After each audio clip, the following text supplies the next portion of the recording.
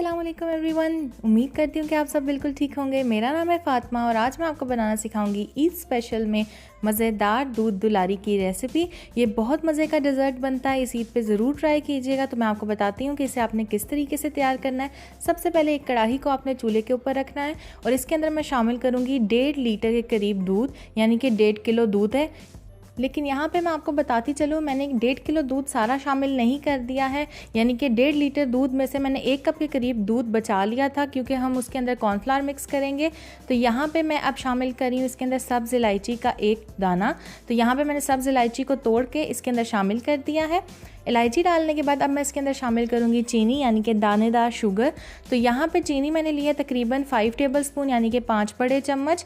चीनी मैं इसलिए यहाँ पे कम शामिल कर रही हूँ क्योंकि हम इसके अंदर कंडेंस मिल्क भी शामिल करेंगे तो वो बहुत ज़्यादा मीठा हो जाएगा, इसलिए आपने इस स्टेज पे चीनी कम शामिल करनी है, यानी कि 5 चम्मच। और उसके बाद हम इसके अंदर कंडेंस मिल्क भी डालेंगे तो मीठा जो है वो आपका बिल्कुल बैलेंस बनेगा। तो यहाँ पे चीनी डालने के बाद चूल्हे को मैंने ऑन कर दिया, इसे मिक्स कर रहे हैं और इसका वेट करेंगे जब तक दूध में बॉयल आ जाए। जब तक दूध में बॉयल आ रहा है हम बाकी की चीज़ें तैयार कर लेते हैं। तो यहाँ पे मेरे पास 1 चम्मच के करीब भर के कॉर्नफ्लावर है।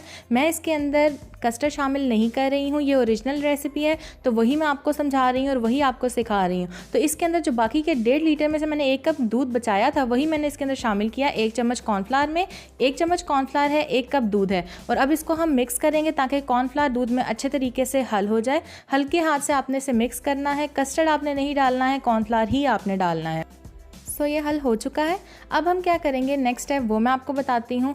तो कॉर्नफ्लावर और मिल्क का मिक्सचर तैयार है। तो अब यहाँ पे मेरे पास रंगीन सवैयाँ हैं, यानी कि कलरफुल सवैयाँ जो आपको बाज़ार से इजीली मार्केट से मिल जाती हैं। इनको मैंने 1 कप के करीब लिया और इनको बॉईल कर लिया। आपने इसको कुछ भी नहीं करना, नरम होने तक आपने इसको बॉईल करना है। बॉईल करने के बाद आपने इसको स्ट्रेन करके निकाल लेना है कप के अंदर।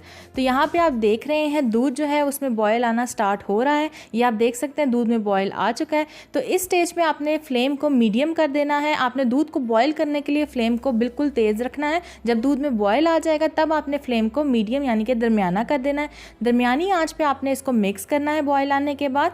और अब ये मिक्स हो चुका है तो अब मैं इसके अंदर शामिल करूँगी सवैयाँ जो कि मैंने आपको दिखाई थी, जिनको मैंने बॉईल करके रख दिया था। तो ये 1 कप के करीब मेरे पास सवैयाँ हैं, यानी कि वर्मिसेलीज, और ये कलरफुल सवैयाँ हैं। तो कलरफुल सवैयों को मैंने बॉईल करके रखा था और वो अब मैं इसके अंदर शामिल कर दूँगी।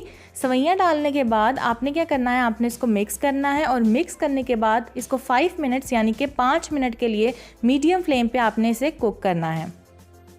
ये थोड़ी सी यूनिक और डिफरेंट रेसिपी है। बहुत सारे लोगों को इस बारे में पता भी होगा और बहुत सारे लोगों को इस रेसिपी के बारे में नहीं पता होगा।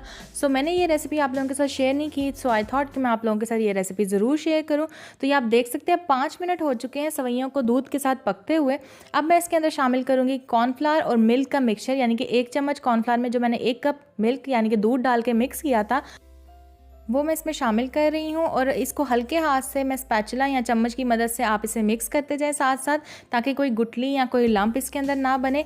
बिल्कुल इसी तरीके से जैसे आप कस्टर्ड घर में बनाते हैं और कस्टर्ड का मिक्सचर जिस तरीके से आप दूध में हल करते हैं, बिल्कुल उसी तरीके से आपने थोड़ा थोड़ा करके दूध में ये कॉर्नफ्लावर का मिक्सचर शामिल करना है। कॉर्नफ्लावर का मिक्सचर जब आप शामिल करेंगे दूध में तो ये थोड़ी देर बाद थिक होना स्टार्ट हो जाएगा और इसका क्रीमी सा टेक्स्चर निकल के आ जाएगा। ये सारा कॉर्नफ्लावर और दूध का मिक्सचर मैंने इसके अंदर शामिल कर दिया। अब मैं इसे मिक्स करूँगी और मिक्स करने के बाद तकरीबन आपने 10 मिनट के लिए इसे पकाना है।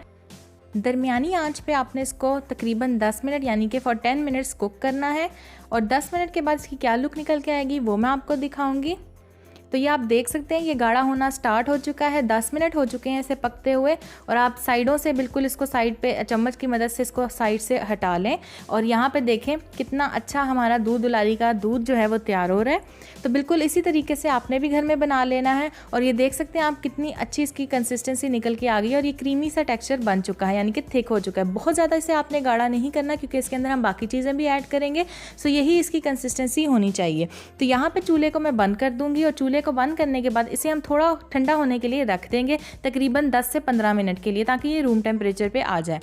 10 से 15 मिनट हो चुके हैं और आप देख सकते हैं इसके ऊपर कितनी मोटी बलाई जो है वो आ चुकी है। सो ये बहुत अच्छे तरीके से तैयार हो चुका है। सो अब हम इसके अंदर बाकी चीज़ें ऐड करेंगे और यहाँ पे ये मराहिल जो हैं ये आपने गौर से देखते हैं कि मैं इसके अंदर क्या क्या चीज़ें शामिल कर रही हूँ।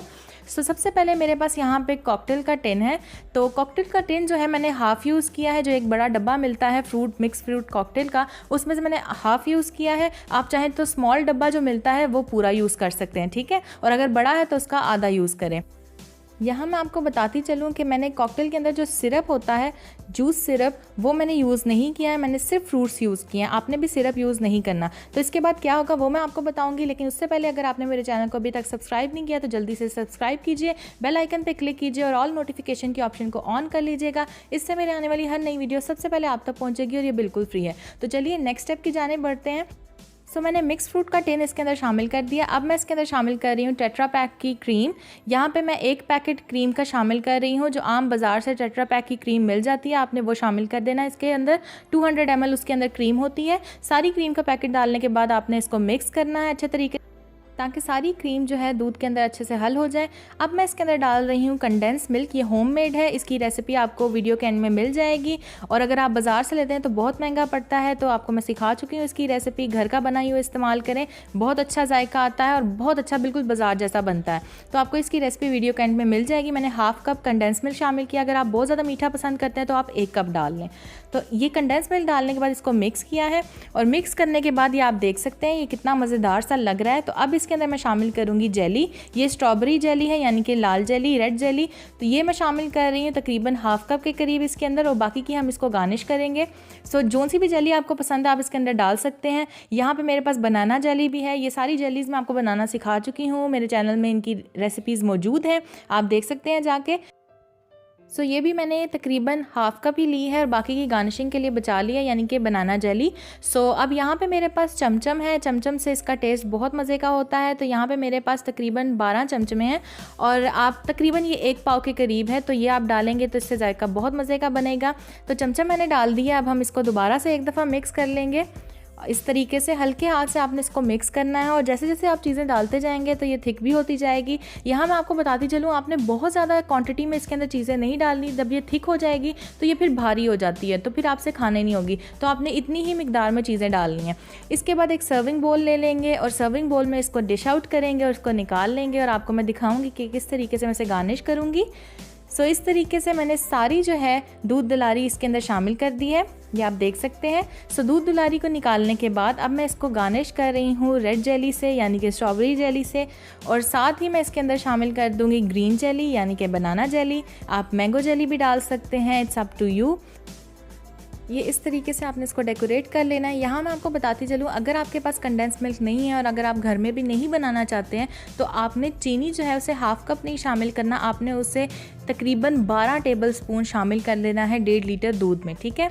सो आप फिर कंडेंस मिल्क को एक्सक्लूड कर सकते हैं। तो अब थोड़ी सी जेली मैं इसके दरमियान में भी डाल रही हूँ, शामिल कर रही हूँ, क्योंकि कंडेंस मिल्क काफ़ी एक्सपेंसिव होता है। तो आप इसको घर में बना लें अगर रेसिपी देख के। अगर आपने फिर भी नहीं बनाना है तो फिर आप ये कीजिएगा कि आप जो है उसकी जगह 12 चम्मच चीनी शामिल कर लीजिएगा।